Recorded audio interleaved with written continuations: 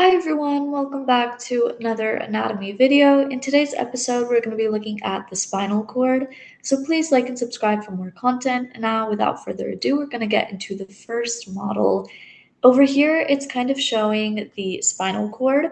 The first thing that you want to know for this model is going to be your sympathetic chain ganglion, which are all of these little like yellow bumps that are sitting up against your ribs. So these are your sympathetic chain ganglion.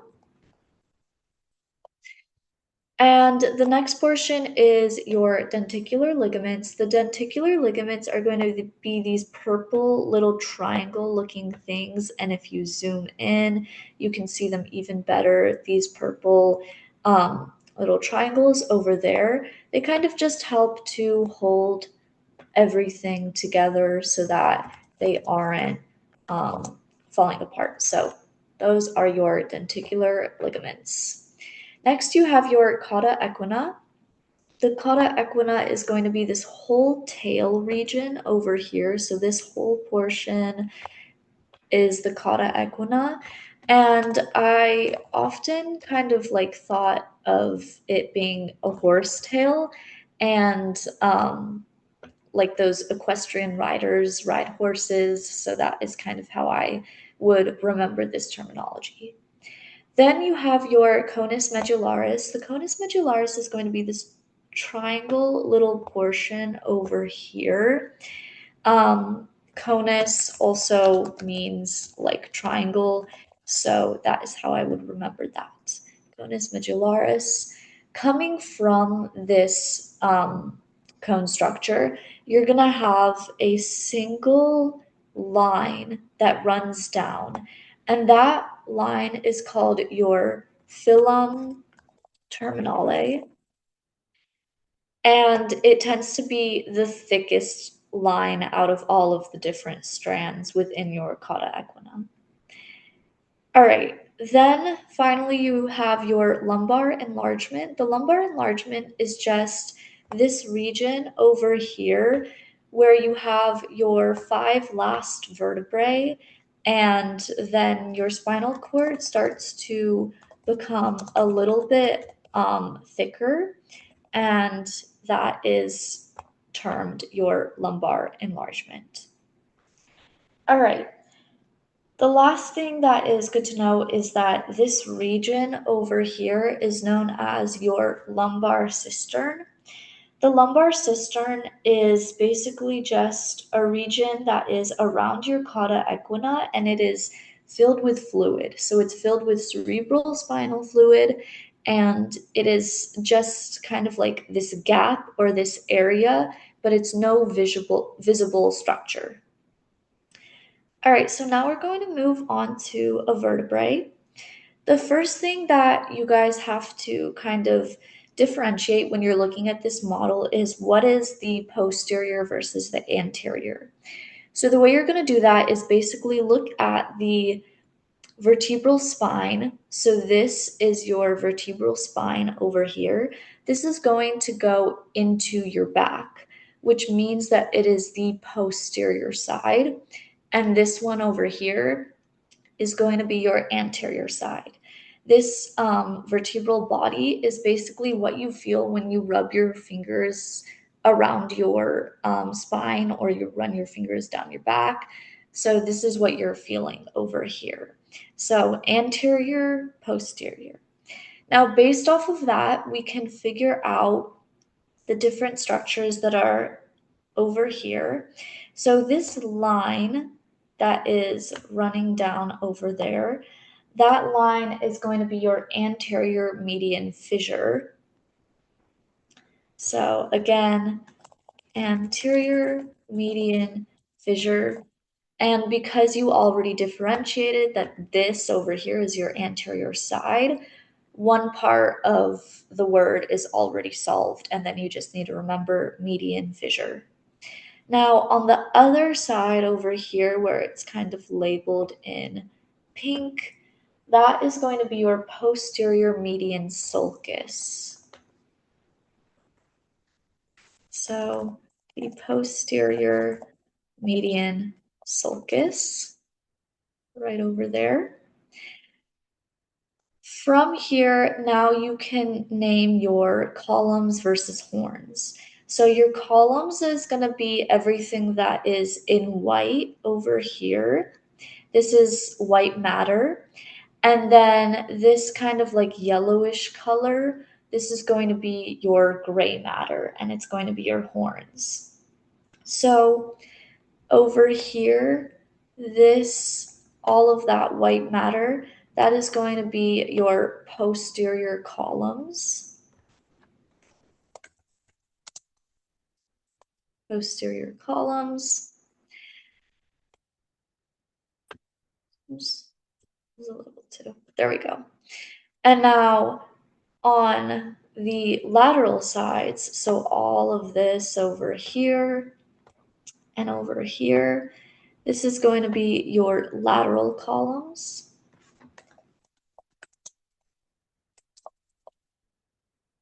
And then finally, keeping up with the same kind of directional terms, over here and over here, all of that is going to be your anterior columns.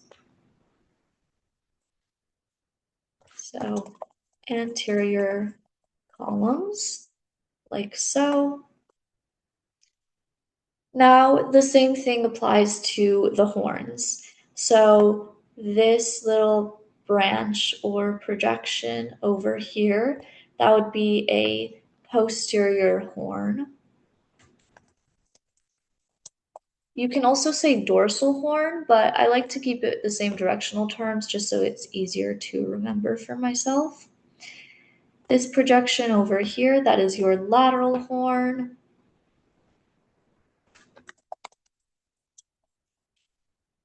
And then finally, this last little portion over here is going to be your anterior horn.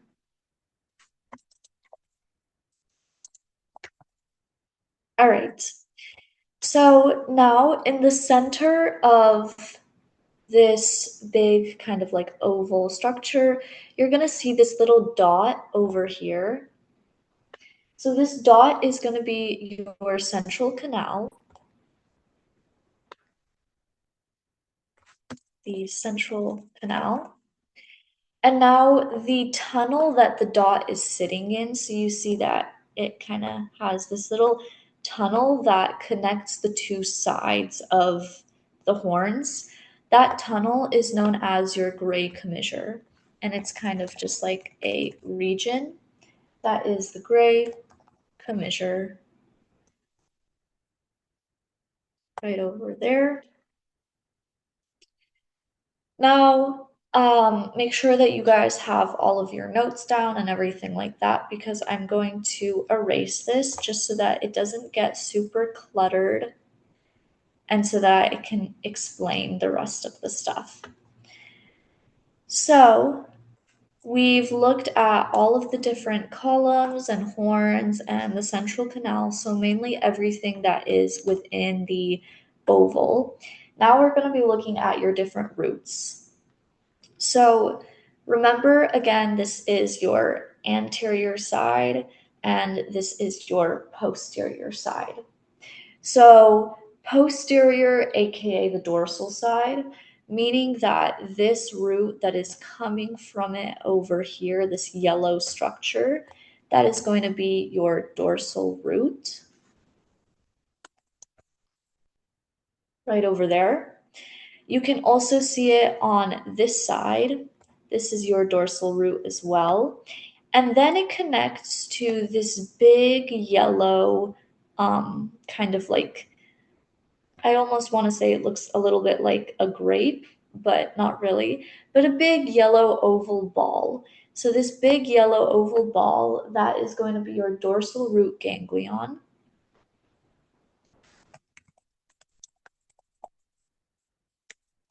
Right over there. The dorsal root ganglion. And then when it comes out over here, this is kind of like the out portion, you're going to have your dorsal ramus and your ventral ramus. So the ventral ramus, you can see over here, dorsal ramus would be on this side over here. So now, following all of that, we also have a ventral root. So you had your dorsal root over here. Now this yellow line on the other side, that is your ventral root.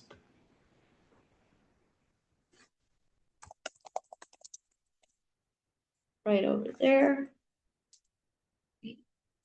Delete all of these. So that is your ventral root. It's going to connect, and then you have your ventral ramus over here. So that is your ventral ramus. And the same applies to the other side. So dorsal root, ventral root. Over here where you see it kind of becomes this little like ball structure, that would be your dorsal root ganglion. But over here it's just covered. This is like an inside view on this side. And then it becomes your ventral ramus and your dorsal ramus. All right, so now that we've gone over roots and ramuses, we're going to go over the different layers that are wrapped around your spinal cord. So the first layer is going to be your pia mater. So the pia mater is going to be this white layer that is directly touching your spinal cord. So all of that is the pia mater.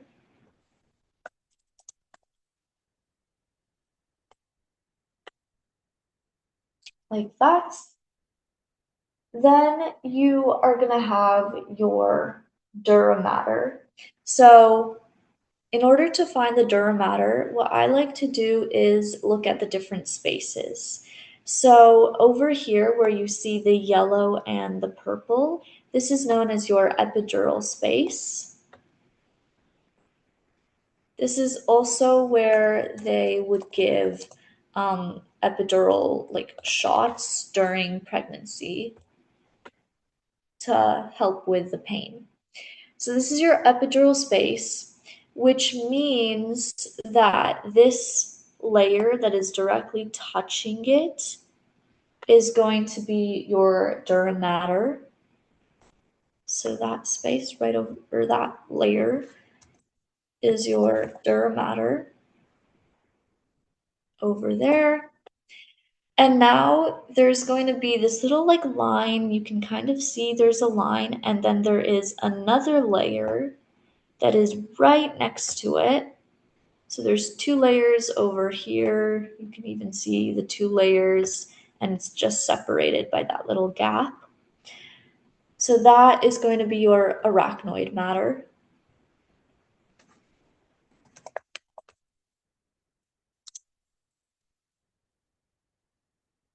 And then this empty space that is over here, empty space here, as well as over here, all of that is your subarachnoid space.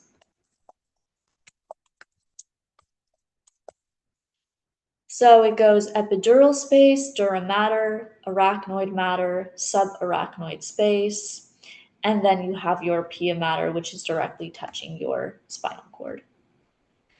All right, so I hope that that helped kind of understand this model, because there's a lot that is going on with it, both inside the spinal cord and then the roots and all of the different layers and spaces. But if you have any remaining questions or video recommendations, leave it in the comment section. If you would also like some anatomy tutoring, I also offer that, so I can give you guys some resources if you want. And again, just have a great day and keep studying. Bye.